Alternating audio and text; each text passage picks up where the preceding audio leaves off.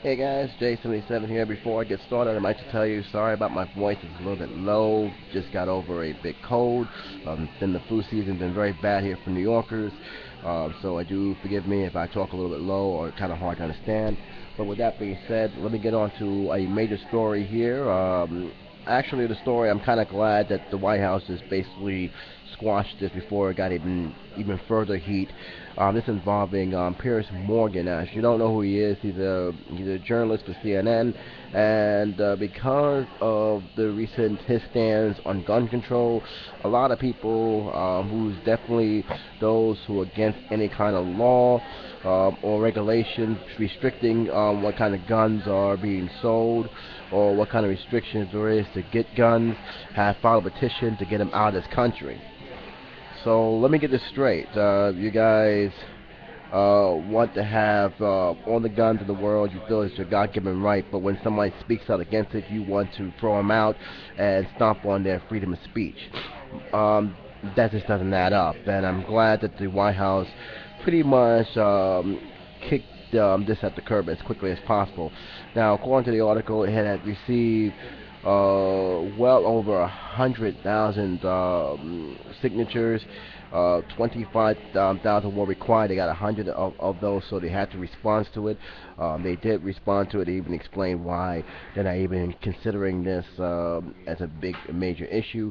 But it does raise the question of these silly, oftentimes over-the-top petitions that really don't have no merit. And I really am. I'm happy that they finally said, enough is enough already with this.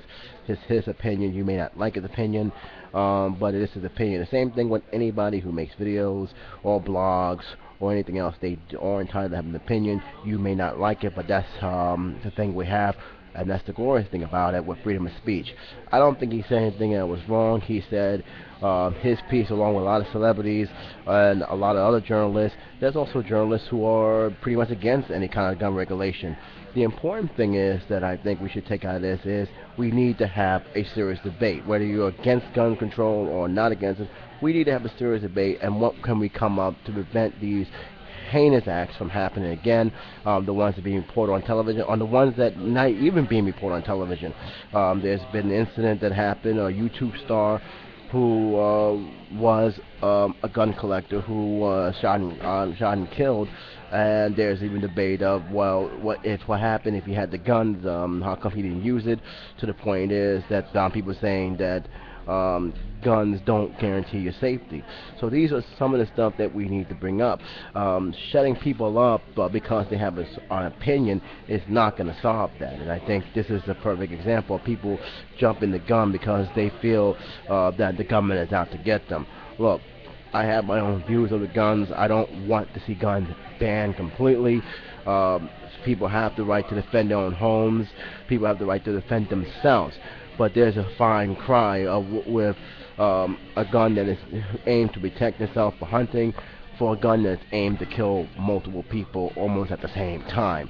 And those are the kind of discussions that we really seriously need to have. Not something that's going to be talked about and then disappeared months later, but an actual real discussion. So I'm going to leave that to you guys to talk about.